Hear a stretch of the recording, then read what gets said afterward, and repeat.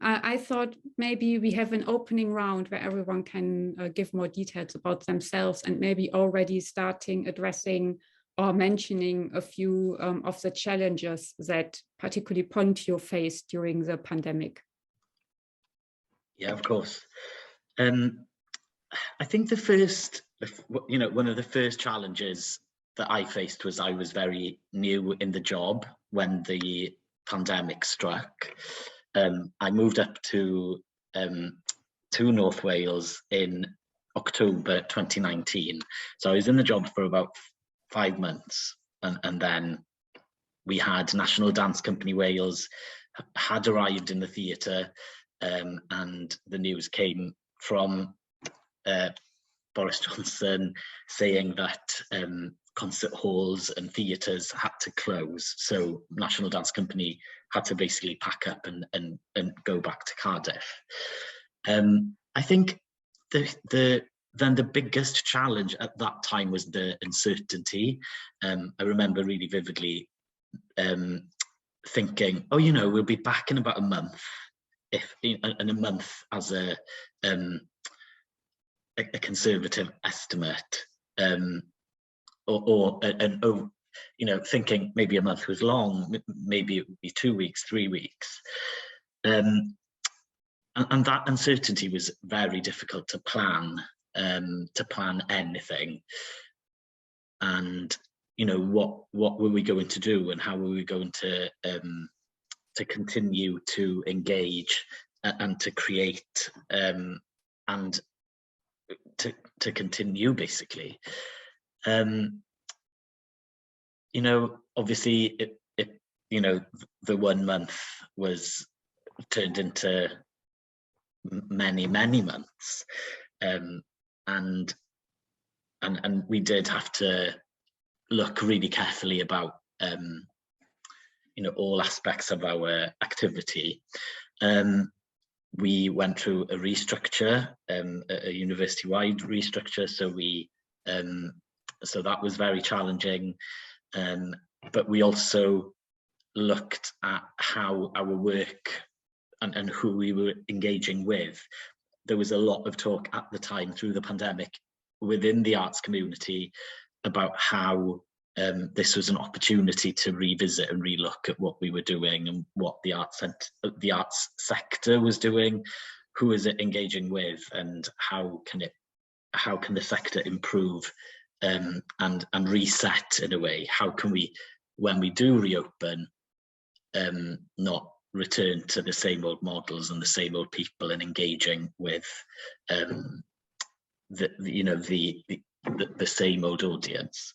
Of course, that audience is hugely important, but how can we build on existing audiences and really truly make the arts accessible?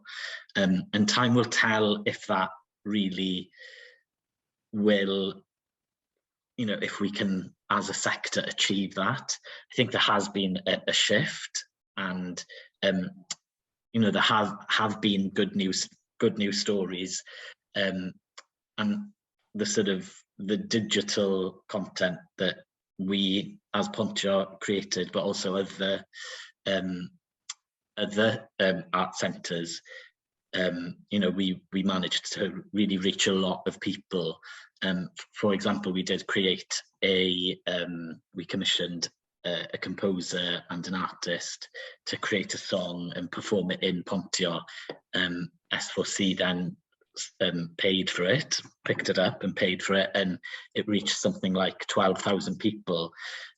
If that performance was performed at Pontio to a live audience, our capacity is 483.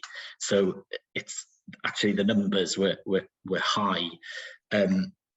We also did an online comedy night, which reached 5,000 people rather than the 483. So there are good news stories, plus the fact that digital, there are a lot of access barriers that are taken away, and so in a sense that there were good news stories, but also the fact that we are a live arts venue, and it's that human contact which is at the core of what we do.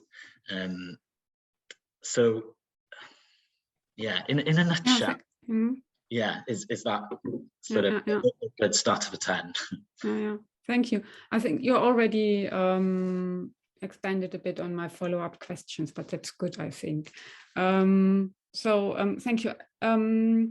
I want to give the chance to all other panel members to kind of introduce themselves and give a short report. So Claire, would you like to continue? Thank you. So yes, my name is Claire Harding and I'm the Head of Marketing Development at the Mostyn Gallery in Llandudno. For anyone unfamiliar with us, we are a publicly funded arts portfolio organisation within Wales, on the North Wales coast, in the beautiful sunny seaside, not perhaps today sunny, seaside resorts of Llandudno.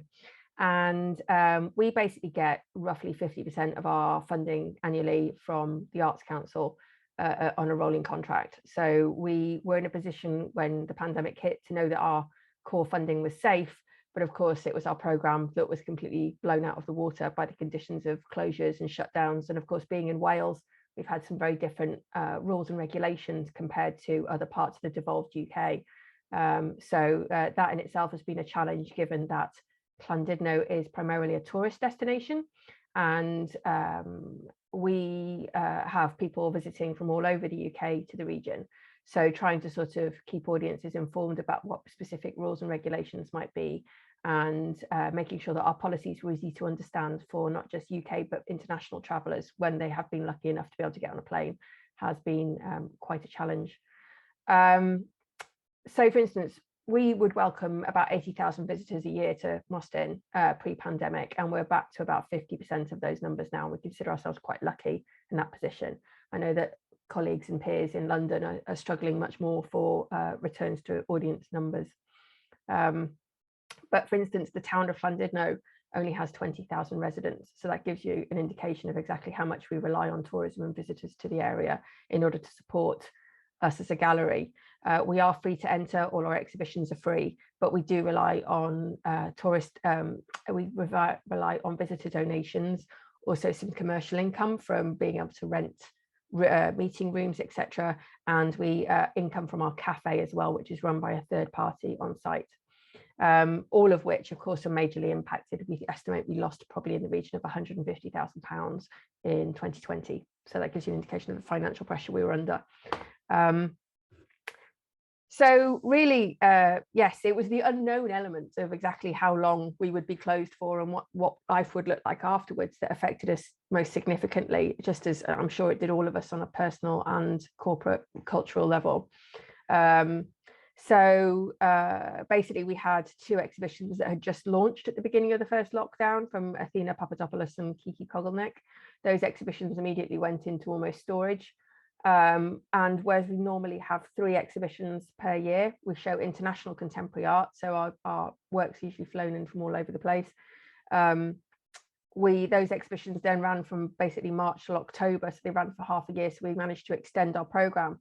That in itself then had a knock-on effect on everything else that we showed thereafter. It was quite a challenge to renegotiate our lending agreements and our transport in, and with all the other galleries and the agents that we have to deal with. So that was one of the bigger challenges. Also, things ended up being on show at the wrong time. We sort of envisaged that exhibitions by artists like Tarek Creasy were going to be in during the winter months, and they ended up being in over the summer and things like that. So it's like it affected how we were showing what we were showing, and it did affect some of the curatorial decisions we had to make as well. That's on a practical level. I think that in terms of our own, how we dealt with our audiences during the pandemic, we were in a very fortunate position in that we had some project funding from the Arts Council for my own research project, looking at how audiences wanted to interact with digital tools in art galleries and public spaces. And the Arts Council were incredibly flexible with us and allowed us to use that to be able to put a programme online over the following 6 months. And that we initiated a series of different artistic activities during that. So we had everything from digital workshops for children and young, well, anyone actually, in fact, if you wanted to use SketchUp or paper animation or learn how to use Photoshop. They're all online still, by the way, on mostyn.org if you're looking for something to do with the kids this half term, I should say that. But we also had initiatives. So we worked with Mycological Twist to create Myco TV, a series of digital TV programs. We worked with Montez Press Radio. We did Queer is Not a Label, a series of queer performances over the space of a month. And we worked with, we had a massive international submission called My Online Bedroom, which was in parallel with Queer is Not a Label, and targeted particularly LGBTQI audiences.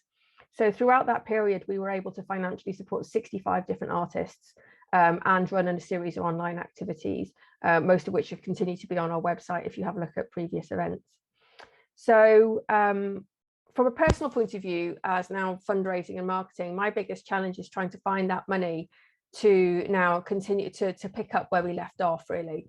I found that my biggest challenge now is that as much as funders have been extremely flexible, I'm yet to hear a story of a funder being negative or problematic over COVID. I think they've all been remarkably open-minded about content and about how we've had to change, and have been incredibly flexible. But there is an absence of people now who are happy to fund digital activity, I found, and it's very difficult to get funding for ongoing emergent projects as we sort of come out of this stage, or perhaps a more hybrid function of activity, where we're still unsure as yet about whether or not we're able to hold public live events, or whether or not we're going to have to do them online. Mostyn just held its first public event this weekend, which was a fantastic thing. We did a talk on Saturday with our artist. So we've just opened our new season. So yeah, that's one of the difficulties. I find that funders they're still playing catch up as well, and they're still trying to work out what the future environment looks like. And also we're now looking as well at how to bring our digital audiences to the gallery, but also maintain them as well. Our figures suggest that 80% of the audiences we had for our digital program were new to Mostyn. So actually we'd like to continue to address their needs as well, particularly where they are more rural, particularly well perhaps they're still shielding, especially as restrictions drop and isolation requirements change. A lot of people are still very nervous about being able to come out, and we'd still like to be able to address their needs and give them cultural content as we've been able to date. So that feels more authentic to us. So yeah, that's basically where we're at. Yeah. Fantastic. Thank you so much. Before I give the mic to Emily, can I firstly also invite everyone from the audience to, if there are questions, we will open up the stage for questions. If you are scared that you might forget them, you can already type them into the chat. Yeah. And also for me, just kind of to maybe already summarize a few of what we've already heard is firstly this a challenge of uncertainty. And I think it would be interesting to see whether this is really a challenge or whether it might actually be a liberation. And then particularly noticing of what has actually been done throughout the pandemic is amazing, but also worrying, because I wonder in regard to resources, it looks a bit as if the pandemic created more work. And I know particularly with Pontio, with less and less staff resources, and if we've heard now from Clare, also with less and less financial resources. So the question is, how the art sector is willing to exploit themselves to excess.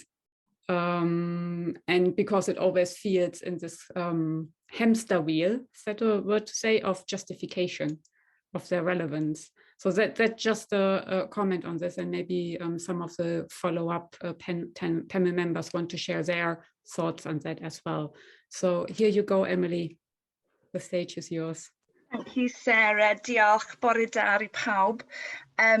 I'm Emily, I'm Community Art Coordinator at Oriel Myrddin Gallery in Carmarthen. For those of you who don't know us, we're a contemporary art gallery, publicly funded art gallery, and all our programme is free. We have about 5 exhibitions a year. We have a shop selling beautiful handmade, handcrafted goods, mainly from Wales, but also from other parts of the UK. And we have a big community education program, which is more my area. I coordinate that. So sorry, I've made loads of little notes here, so I'm gonna refer to them a little bit, because I don't want to necessarily repeat what other people have said, because a lot of the challenges that Osian and Clare have talked about were also our challenges. So the lack of ability to plan, that's a huge thing. So normally we would plan our program like probably 18 months, 2 years in advance. And that was our pattern of working. And it's interesting how pre-COVID, we would not have questioned that pattern. But actually we have had to become much more flexible and responsive, which I think is a really good thing, but it's been difficult. You know, that transition has been very difficult. So yeah, that really resonated. And also something that Clare said, which is about somehow now being caught between the old ways of working and then the digital ways of working, but now the gallery is open again. So we're sort of, I feel like we're somewhere in this sort of in between transitional space, and the experience of COVID is that it has changed a lot. So the gallery's been closed, then it was open, then it was closed again. Restrictions in Wales have changed. So yeah, that we have to be flexible and responsive all the time. So it's not just sort of pandemic and pre-pandemic, it's like within the pandemic, there's all these changing scenarios. So yeah, the hamster wheel analogy is good. I think it does feel like we've been on a bit of a hamster wheel, but also my feeling has been that, you know, we need to pull back from that a little bit and, you know, be more waiting, watching, be slow in our responses, not be a panicky kind of, oh my God, we're closed, we have to do tons and tons of digital activity. Because I feel like I don't know, sometimes that doesn't lead to the best outcomes. We did do loads of digital activity. Having said that, we totally had that panicked response. And as Clare said, we also have loads of stuff online on our YouTube channel.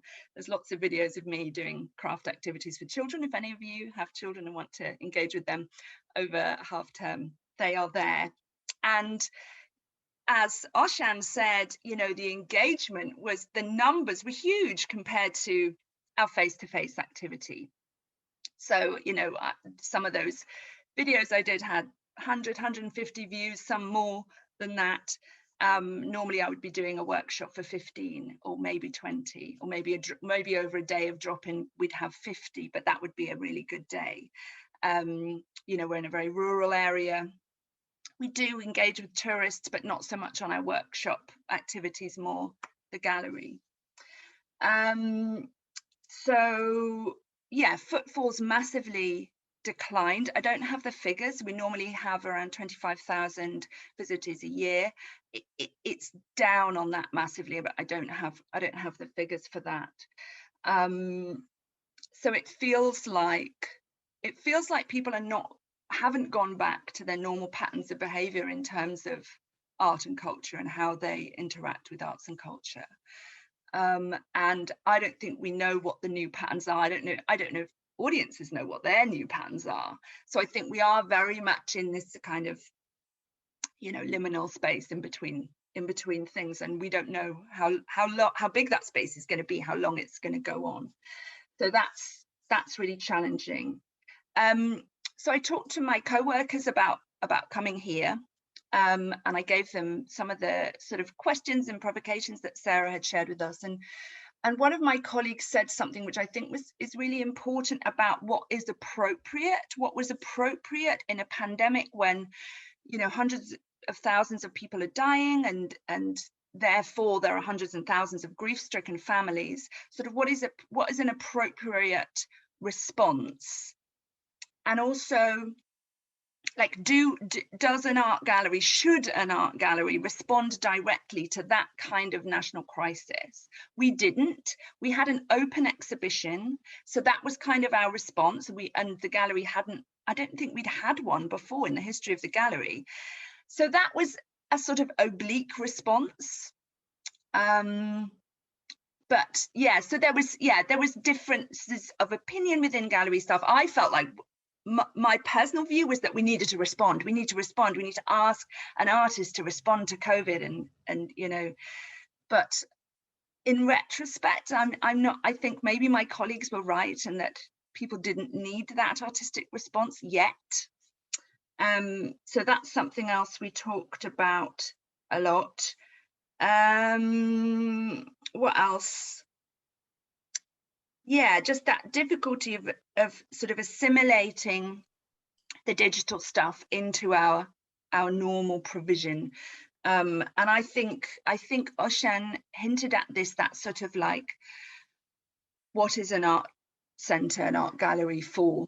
Like, you know, I think those, like, that huge question is suddenly like really pertinent. Something that would have been very sort of academic pre-COVID is now, like, I think everybody is asking themselves, you know, what are we about? What's our function within our community, within the larger community? And yeah, it's about positionality, like what's the positionality of a arts and cultural centre? So yeah, that's me for now. Thanks, Sarah. No, really interesting thoughts. I really appreciated it. But for me, it is very interesting because we heard, you know, three experiences and perspectives from venues that are very audience orientated. So, of course, this question of what is the appropriate response from an artist perspective, it might, of course, be, well, I need to do the art. So, you know, even, so of course, audience might not need the immediate artistic response, but the artist might need the immediate artistic response. So I'm really glad that now Simon can share his insights, because his research is immediately and directly collaborating with artists. So we now have a small shift in perspective. So Simon, the mic is yours. Thanks, Sarah, and I'm delighted to be here this morning and really interested to hear from everybody else. I'll try and keep it very brief, and I'm happy to just have questions as we go along. I am a reader in music and society at Newcastle University in the northeast of England, and most of my work is always around, you know, the relationship of and the social impact of music, particularly around thinking about belonging, cultural policy, who gets what money and when, things like that. So for about, just as the pandemic kicked off, I was beginning a project on music in the rural creative economy in the Highlands and Islands of Scotland. So that was, I didn't do any work for about 6 months because I had to homeschool my kids. And then as I got into it, I started to do interviews on Zoom. And I've done about 50 interviews in person and on Zoom now with venues, musicians, festival organisers, all sorts of people across the Highlands and Islands. So including islands as well as mainland Scotland. And I'm just going to sort of run through very quickly a couple of things that are coming out very clearly from those interviews. But before I say that, I think it's worth acknowledging that the impact was stupendous on musicians and other artists as well. So, you know, what's quite interesting, I think, is that most of the people that I've talked to never fundamentally thought about giving up their musicianship.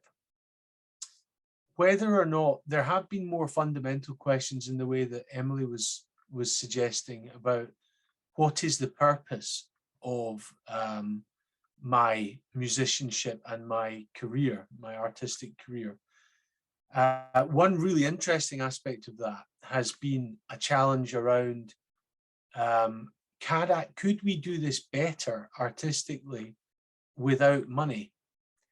So there has been, because obviously many arts organizations work on a break-even break-even basis, and so much of your time is spent chasing grants and so on, as well as to sustain things. There's been a reaction from some people around Oban in the Highlands and Islands, and a kind of collective there, to think more about taking the entire thing into a kind of non-economic basis, which is very interesting. It's also tied up with some political agendas and stuff around that area.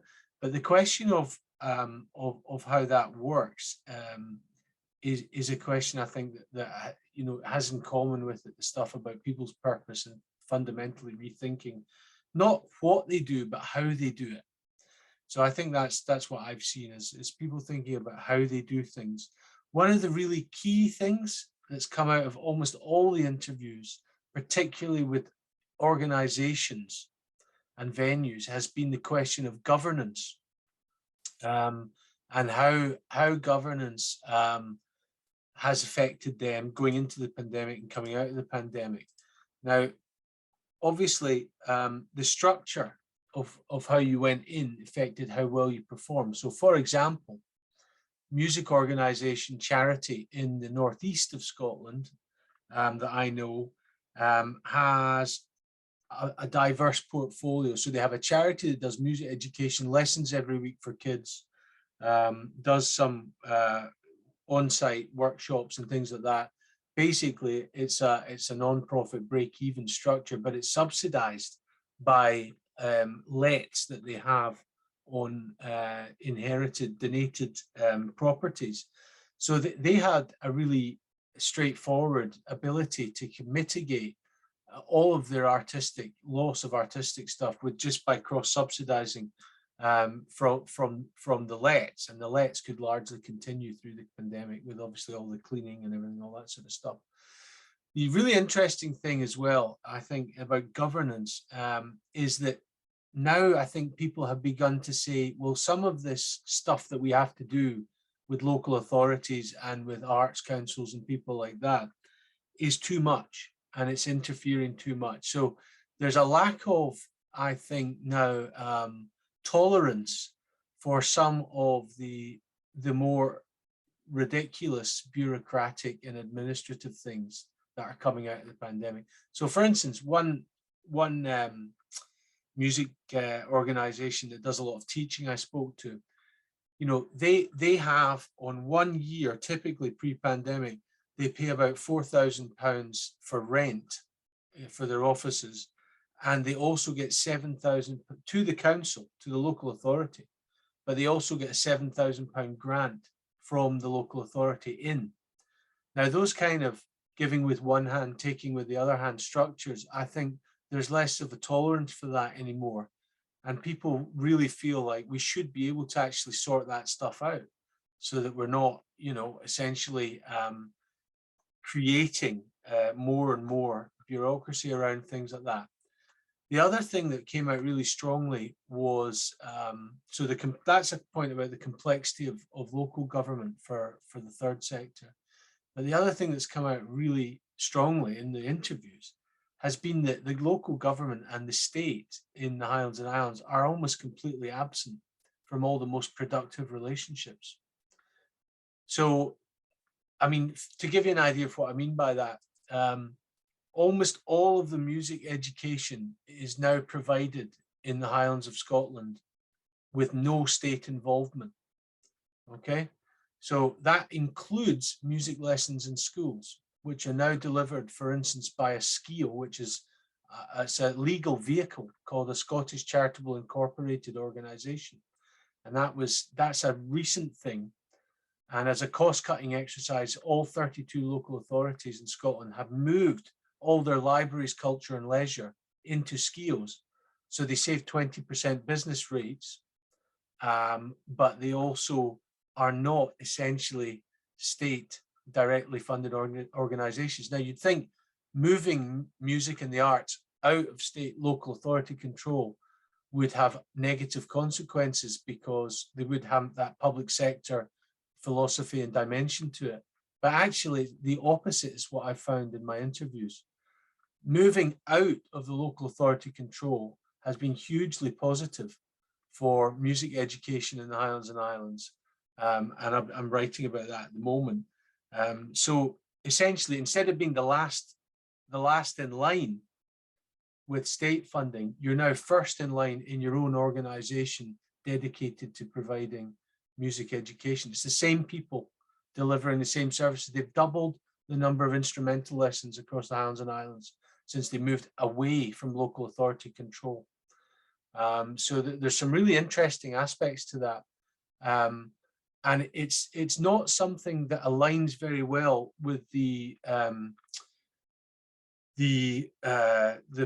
political hegemony of arts organizations, who are always left-leaning and always aligned on the left, because most people that I talk to think that the state involvement is necessary to subsidize their operations, and that the state should be providing art subsidies in some form or other. But for music, the story that I'm finding is actually moving away from that has been hugely positive.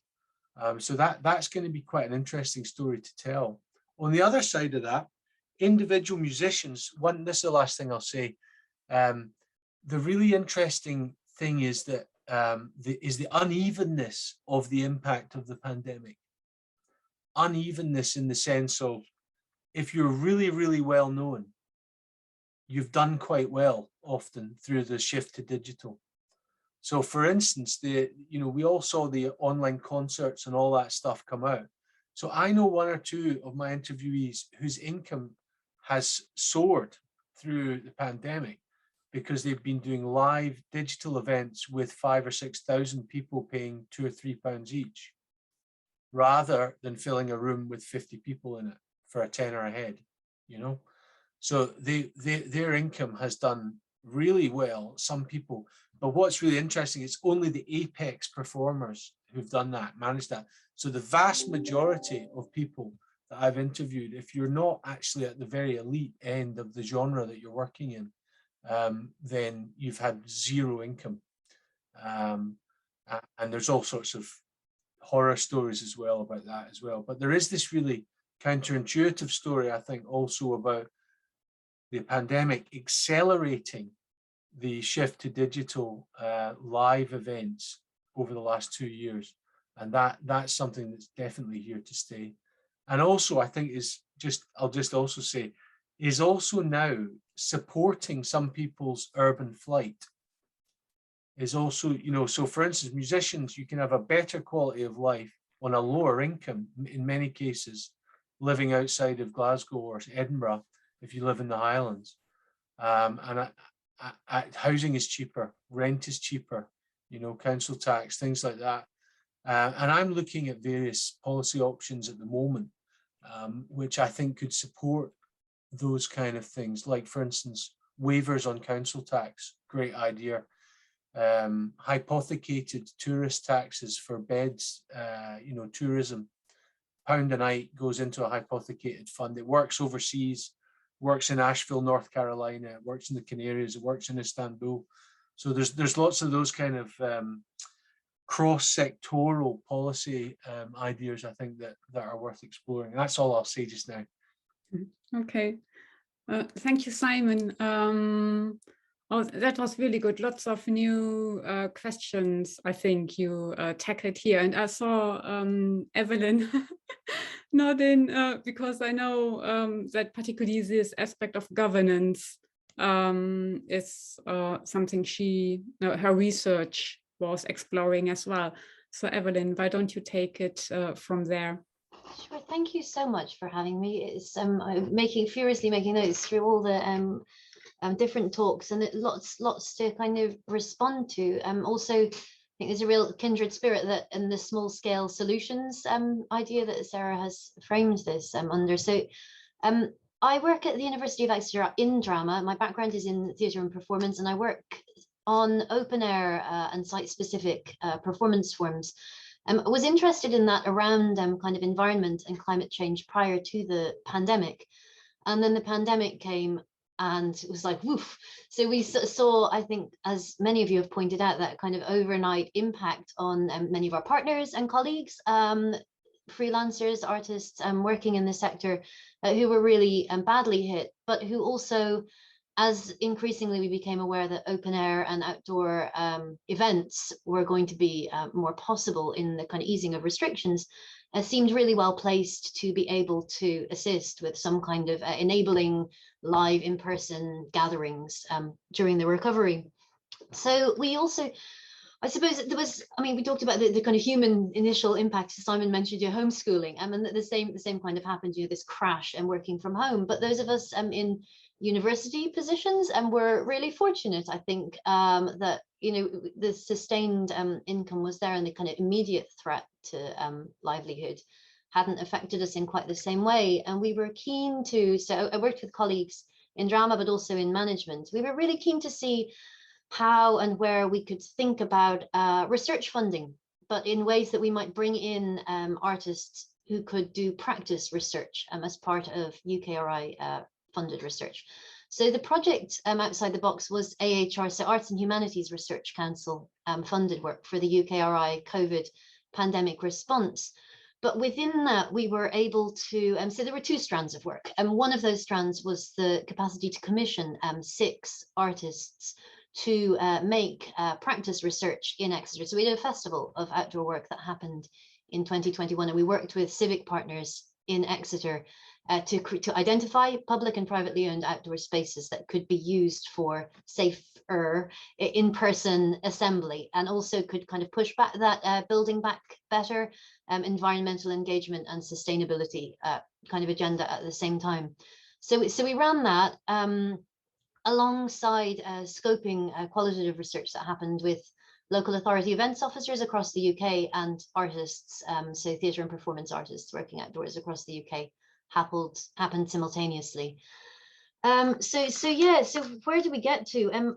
I think the kind of governance issues that Simon was raising there, this lack of tolerance, the small scale solution being hampered by structures that were, you want to set up a small outdoor arts event on a bit of scrubland on the side of the city that's not typically used for events. And it's going to be bringing a small number of kind of people who live in that space out and into the space and doing something really exciting and creative with that space, but that the governance and structures and risk assessments are not set up for that kind of thing. Also that local authority events officers, many of them were, I'm sure many of you who work with them found the same, but were redeployed and were taken away, so that capacity was not there in local government to support creatively and flexibly artists who wanted to make this kind of work. So that on the one hand, both the kind of the lack of resource in local government to support, and also the kind of the bureaucracy just being heavy-handed and not really fit for purpose in the kind of flexible, nimble, more agile, responsive mode that was kind of necessary. Then alongside that, I suppose the kind of the work with artists was around identifying this really innovative work that people, artists who've been working in experimental site-based or outdoor performance forms for a really long time were already capable and keen to make that kind of work, but perhaps not being able to kind of find the reception they needed to make it happen in local authorities. And that picture was replicated across the UK in that kind of research. So the work that we commissioned in Exeter, maybe I'll just briefly say that and then wrap up, because there are lots of things that cross over. But so we had 6 artists who made work. Some of that was kind of walking performance, so the kinds of things you might be familiar with, walking performance that moved between different areas. So a piece about tracing interconnections between bees and humans, and that involved kind of into catacombs, the cathedral, monuments in Exeter. So speaking particularly to what Emily said about appropriateness of work in a pandemic context, and artists' desire to respond, but maybe not necessarily to respond specifically to the pandemic. Louise Ann Wilson, one of the artists who made the work on bees, was thinking about ritual and the kind of historic ritual of telling troubles to the bees, which she connected to Second World War. So that capacity to engage with ritual, to mourn and to perform in that way was kind of quietly built into the work without it being a kind of a very particular work that was thinking specifically about pandemic responses. And the kind of the figure of the bee, and both figuratively and the actual bee, were really important to that work. There was also a piece on canoes, so taking dispersed audiences down the river, the waterways in Exeter. So that was, we followed swans making music down the river, and audiences followed on kayak and canoe. So that kind of also really interested in these threshold spaces, these kind of city spaces on the edges of the city, you know, not the big known parks or performance spaces, but how can we kind of disperse performance into green space and threshold space.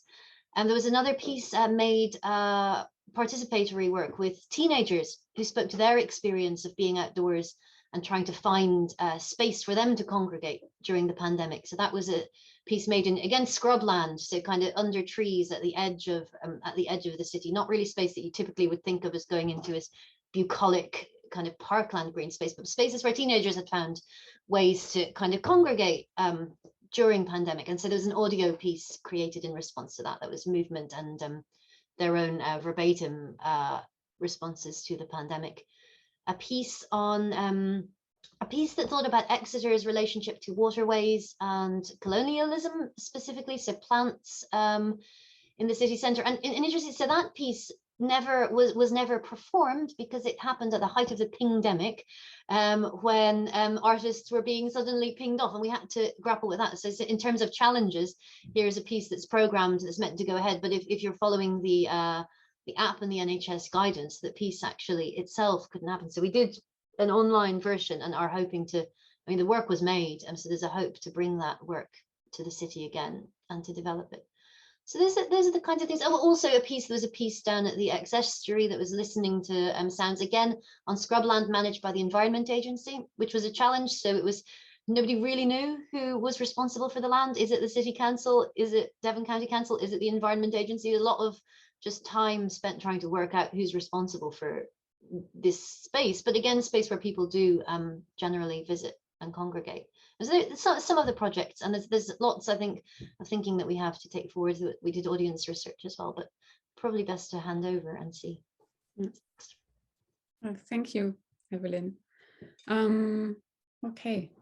Well, thank you, everyone, firstly. I made lots of notes. I've got a list of 10 questions. However, I don't want to dominate the Zoom room.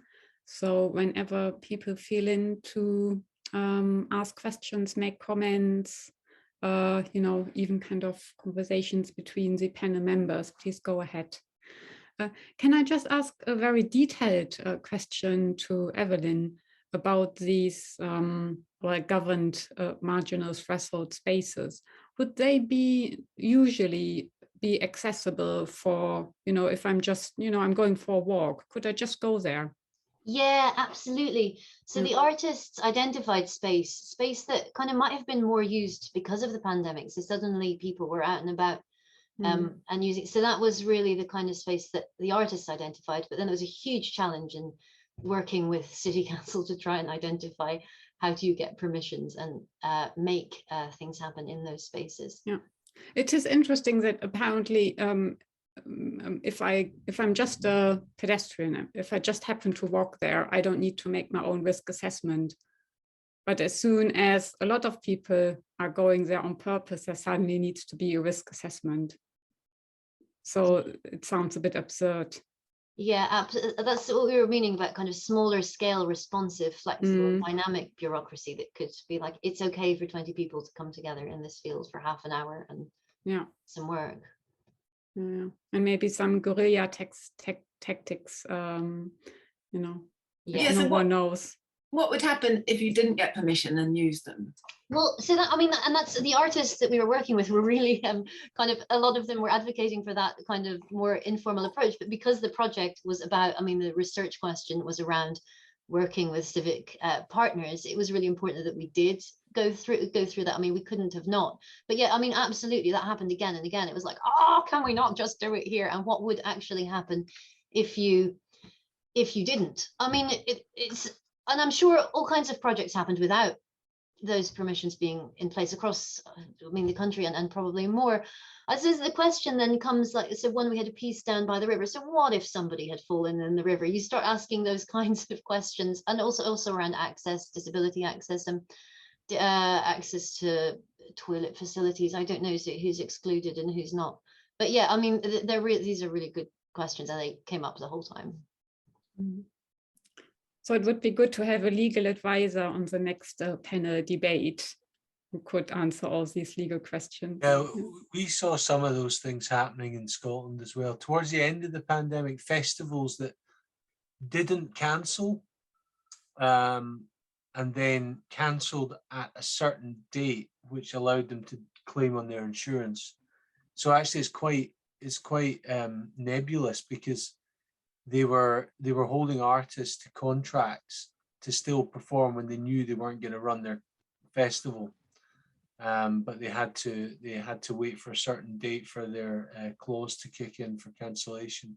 So there's a lot of that kind of thing happening around, even now, actually still happening.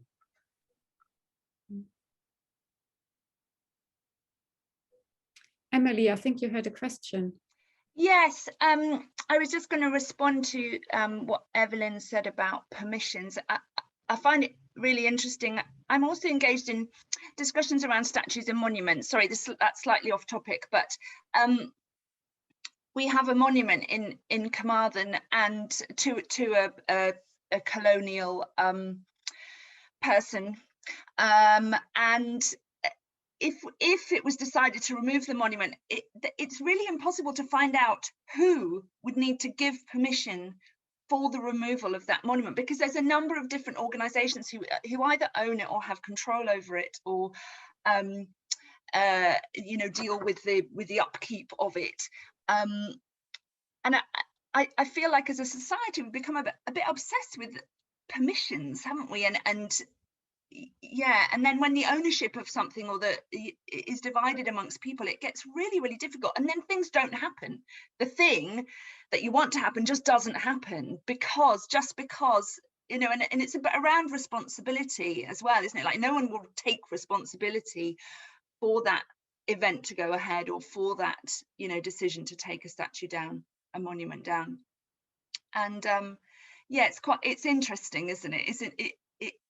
Yeah, I'm interested in that, and how we, you know, how we disentangle that, and how we take, you know, how we dismantle that and sort of free people from that. I mean, I agree with that. You know, I think there's a real underlying issue as well, which is political essentially, but it's about the kind of settlement that we want with government, you know, the local government, particularly local government, rather than national government, and about agency and power. And I think there's a really conflicting aspect to it. You know, groups of activists want to remove a statue or open up a new venue or perform something on land. Yet at the same time, you know, they also want to hold to account imagined authorities for perceived wrongdoings in any number of different areas as well. So, you know, it's really hard to imagine, but it does feel like there's beginning to be a move back to kind of 19th century ideals, I think, of community empowerment and smaller government, which is counterintuitively not the kind of the leftist ideal, you know, which always argues for bigger government. The state is the solution to everything, right? So there's a really interesting aspect to this, I think, which is about, you know, basically, essentially empowerment, and actually, but also accepting that with that power comes responsibility, you know, for community groups and things as well, that we can't always just blame somebody else.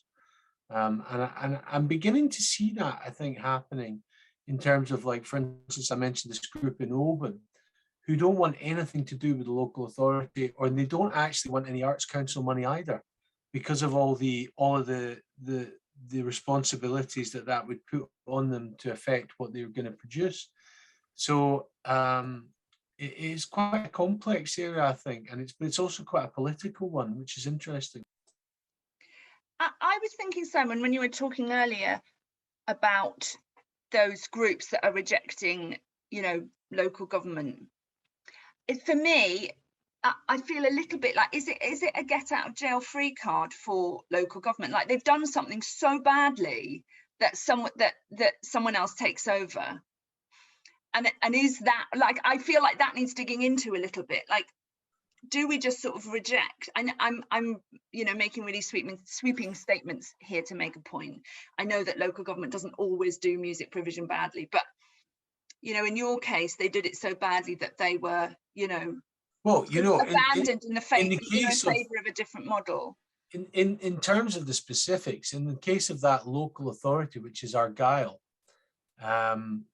you know, essentially, and I have it on good authority, they were either going to make redundant 60 members of staff, or they had to put out all of those jobs into a new legal instrument, which is this charitable structure in Scotland, the SCIO, which basically is like a limited company that doesn't pay corporation tax.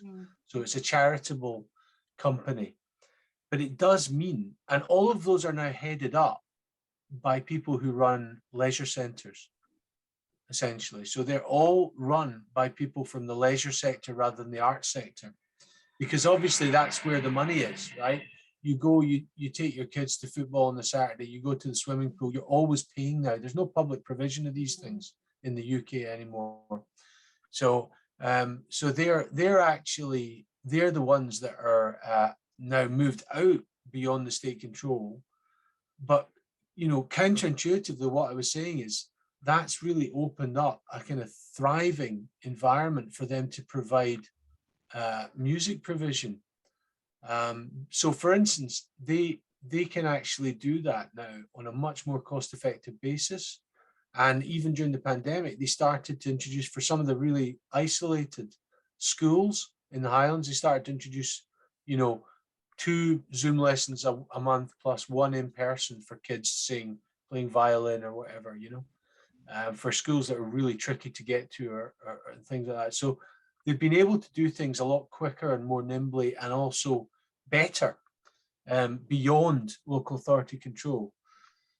So I think it's quite interesting, because it was kind of like David Cameron's dream, you know, the big society. That was essentially his manifesto that they stood on in 2010, which is utterly kind of counterintuitive to all of these third sector charities and arts organizations delivering really good stuff all the time, but with no public subsidy, essentially, you know, outside and beyond the state, if you like.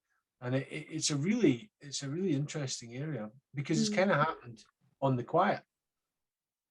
Yeah, and you're right. It's really counterintuitive on a number of levels, isn't it? But it, you know, it does make me think about the NHS. Like, isn't this what's happening to Exactly the NHS? That it's, you know, it just gets worse and worse and worse until the private sector takes over. But that is, in my mind, really not a good thing. But maybe, you know, maybe it works with music provision in the Highlands and Islands, but it doesn't work for the NHS. Who knows? I'm definitely not going to sit and try and pontificate about health services.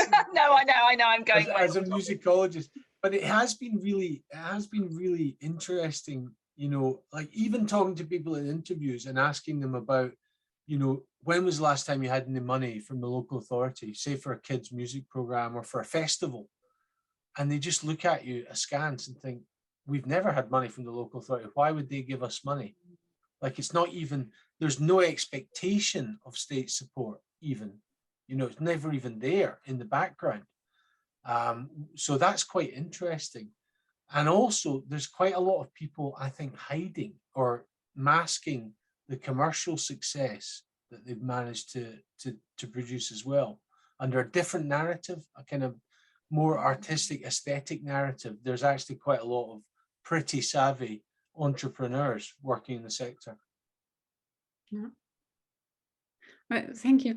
I just want to mention that Steph shared her experience as an outsider artist, or academic, working in the UK, about the bureaucracy that is actually legendary, as I can say, as an outsider as well. as an outsider coming from an also bureaucratic country or society, but not as bad. Yeah, I don't know. I just want to share a thought. I'm not sure whether it is a question that brings us back a bit to what Osian, Clare, and Emily shared with us about this trajectory of the digital, which was for me very surprising to hear this and start a conference with that. That heading is small scale solutions, because you all shared the incredible numbers you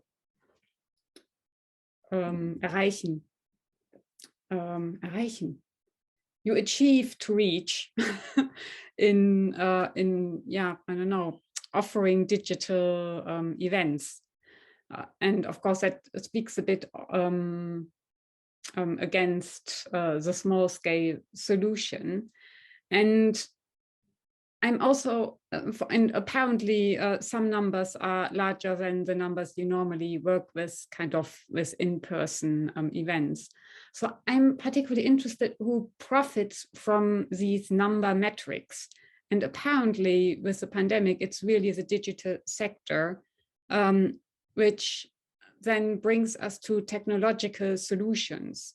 So for me, all the problems we've now already identified was this overload of bureaucracy when trying to make something happen in the public sphere in person.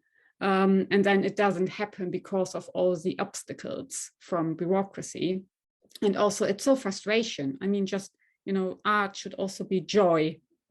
You shouldn't be paid for the frustration you have to endure during a development of an artwork, but for your creativity and your time.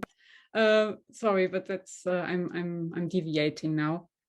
And then the solution is always digital, because you can claim, you know, we've reached out to audiences we haven't reached before. It is accessible. I mean, as long as people have the technology at home, etc., etc. So for me, it makes me always suspicious. It's all good. And then I think we've already addressed, you know, I think we need to make a case for using these highly governed areas or unnecessarily governed areas of the public sphere, which the high street is actually one of them as well. To not be overrun by the digital, even though of course the digital really comes with benefits, yeah, and really increases inclusivity, yeah, but it is yeah, it can end up in excluding a lot as well. Yeah, so maybe if we can talk about this a bit.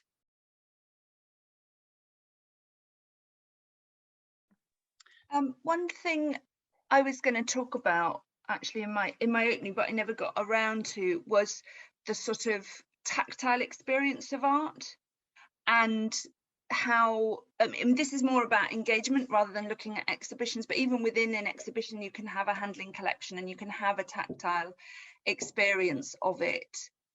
And I think that digital engagement, obviously it doesn't have that. There's lots and lots of things it doesn't have. There's lots of things missing from a digital experience.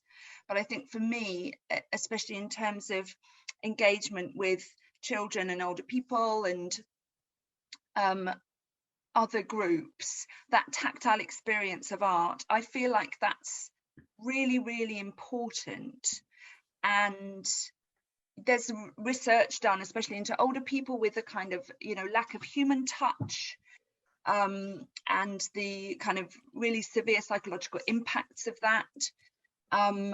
And yeah, I just think the chance to have a tactile sensory experience of art is really, really important. And the idea that we can sort of move things over into a digital realm and it will fulfill the things that were fulfilled before is is kind of crazy.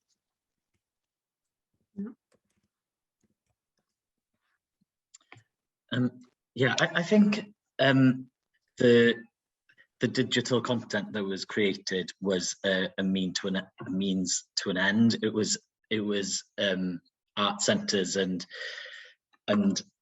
artists doing the best they could under a specific circumstance.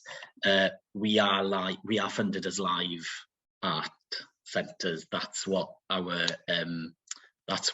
a lot of us are trained in. That's what we do, but we couldn't do it under the rules of the pandemic.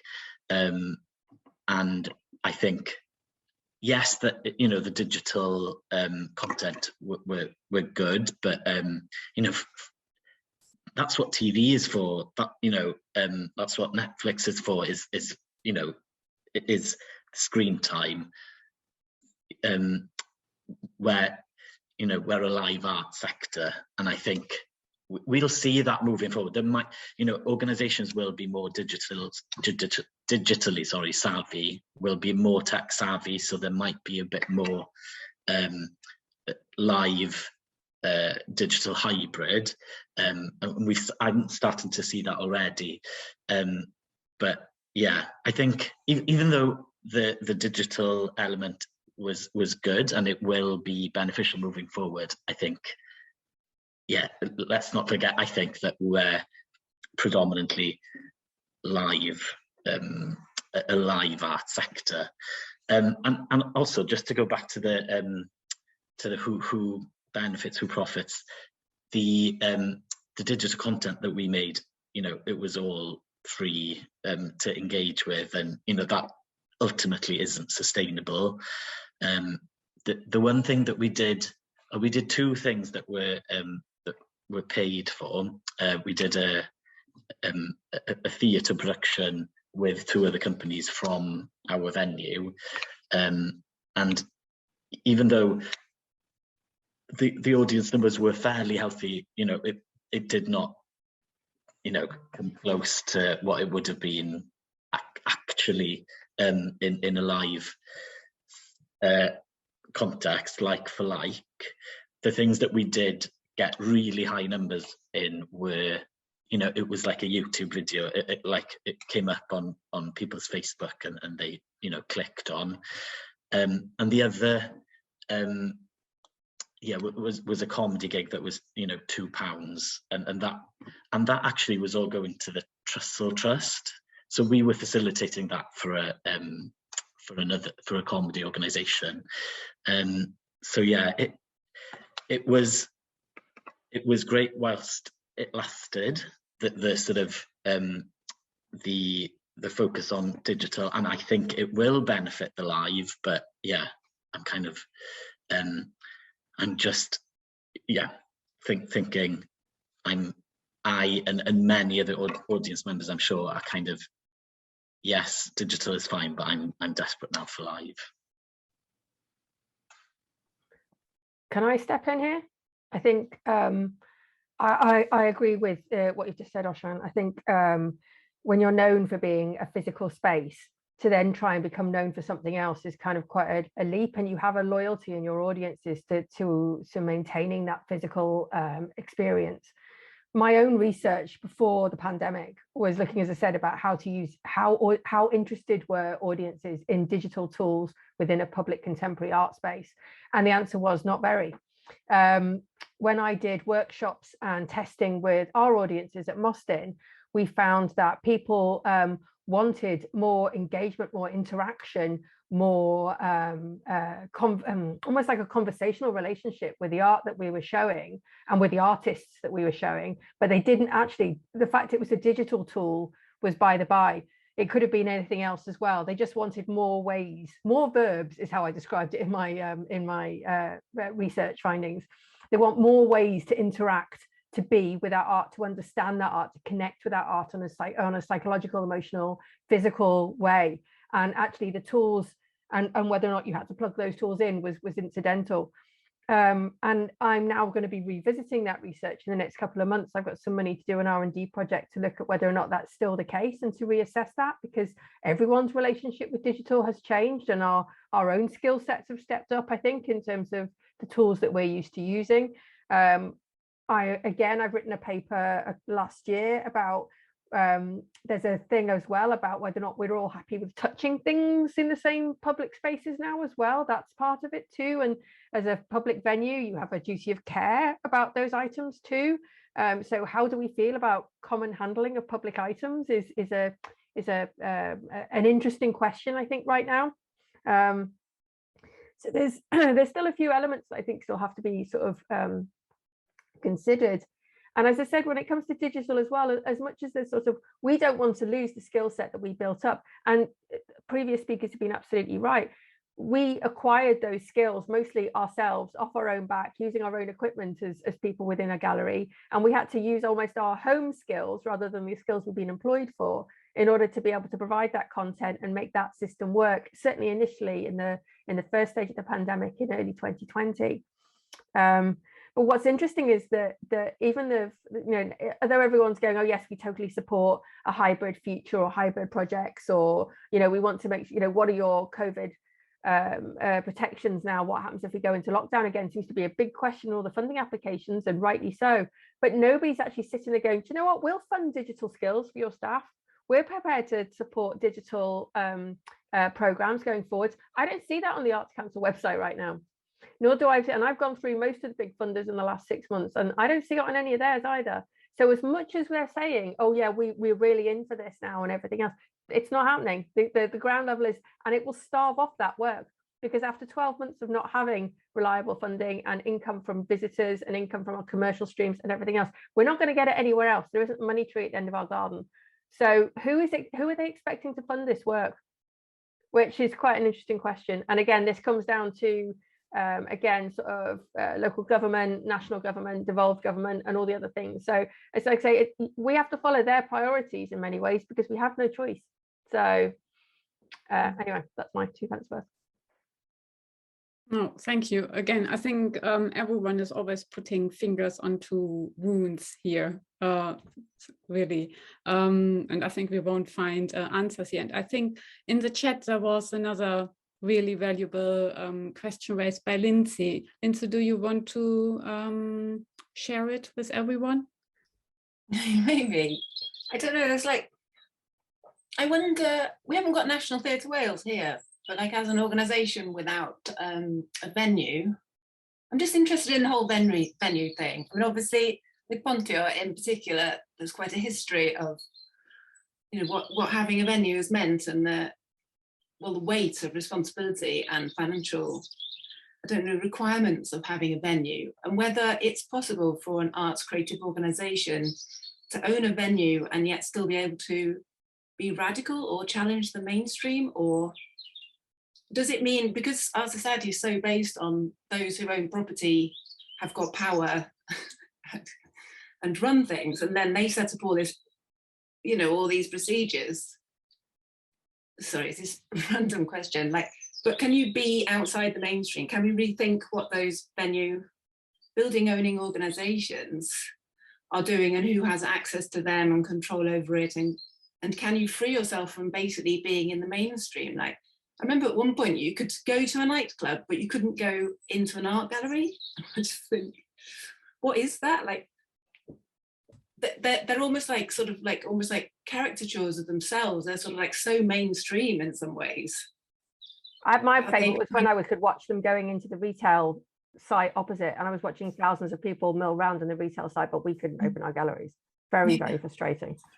I think you're right. I think it's interesting. I think those of us who have a building, when I first started at Mostyn 4 years ago, my director Alfredo Cramarotti said, what I want you to do is to imagine a Mostyn where the aliens have come down and made the entire building disappear overnight, and what Mostyn might look like, how it might operate in a community, how it might reach out to our audiences and be something without the building.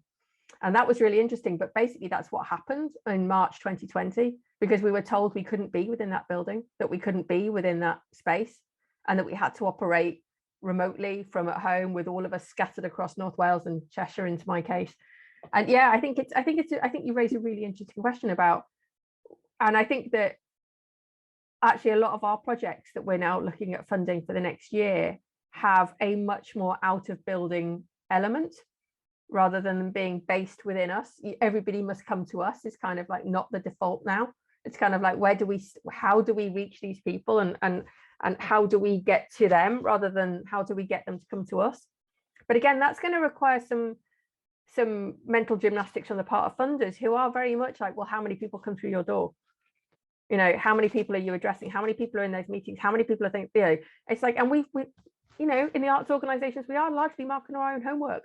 You know, we are the ones telling the people, oh, you know, we're doing this, we're doing that, we've got these figures, we've got this. So we've got to find new ways of being able to assess who we're reaching and how, I think, which is one of the big challenges, I think, for arts as well at the moment, without using people like the Audience Agency or, you know, those sort of organizations that exist to measure this. How do we know that what we're doing is successful in terms of soft skills and reaching those people and being radical? How do we measure radicalness? Radical? What's the word?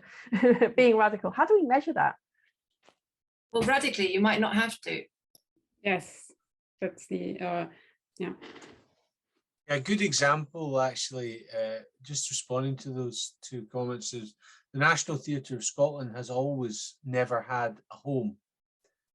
And it's a really interesting example of people who've really thought a lot about how to do it successfully without having a fixed home venue. So they do an awful lot of it, being out and about and out there. There's quite a lot of people, I think, also I've noticed saying that they're not going to have the drop-in big glorious megafauna anymore. You know, they don't want the big companies just coming in and coming out again to tick a box in their Arts Council thing about touring. So there has been that whole turn into the place-bound communities locally. I think that's something that could be really interesting, you know, instead of just a sort of rejection of those kind of just flying visits, if you like, you know. Just to pick up on, just wanted to pick up on something Claire said, is that in terms of community engagement, people involved in community engagement have always known you have to go to the people. You have to take the work out there. You know, I've been working with the local youth club for years. Those kids still won't come to the gallery. I don't expect them to. I go and do workshops with them there in their youth club. So I think that's just something that, you know, that idea is now just reaching, you know, up the kind of gallery hierarchy. Whereas the people who do outreach and engagement have always known that. Mm.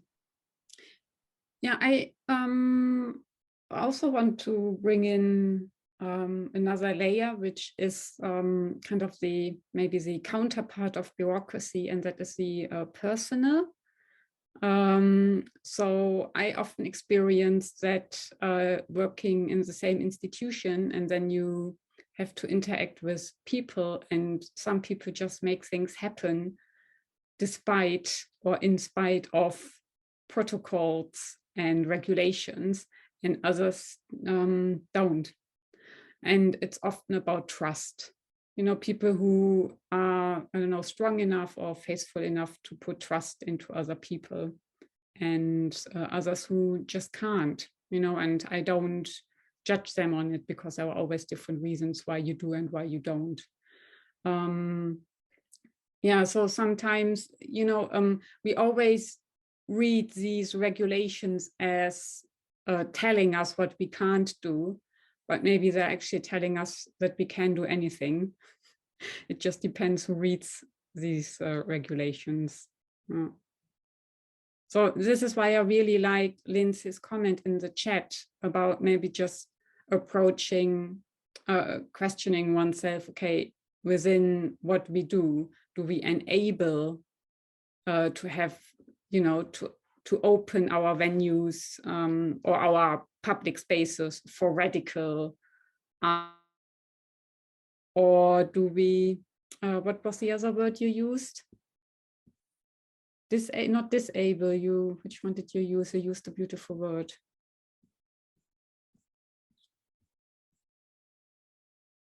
Constraints, things like that to happen. Yeah. So maybe that's, if we ask this question every morning when we get up, you might.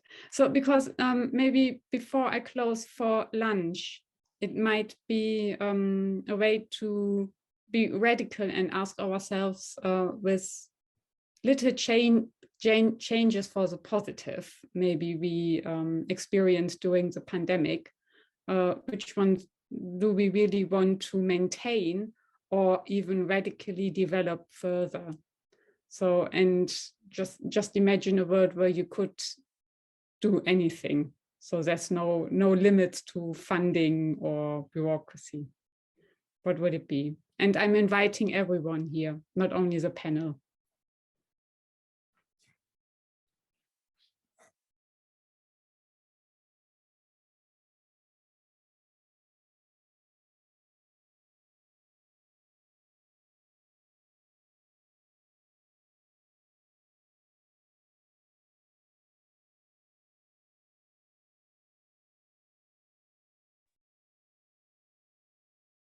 I think for me, the thing that's most positive is this, particularly all the arts organisations and musicians who've turned towards their local communities.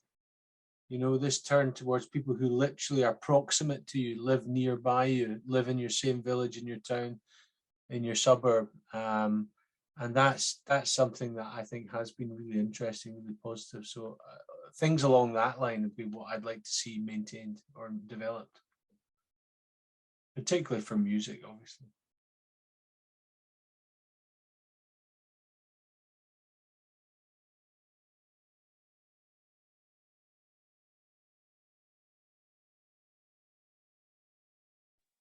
Yeah, I agree with that. More just sort of for me, like a number of things need to shift. So the sort of decision making and power and who has control of funding and the money.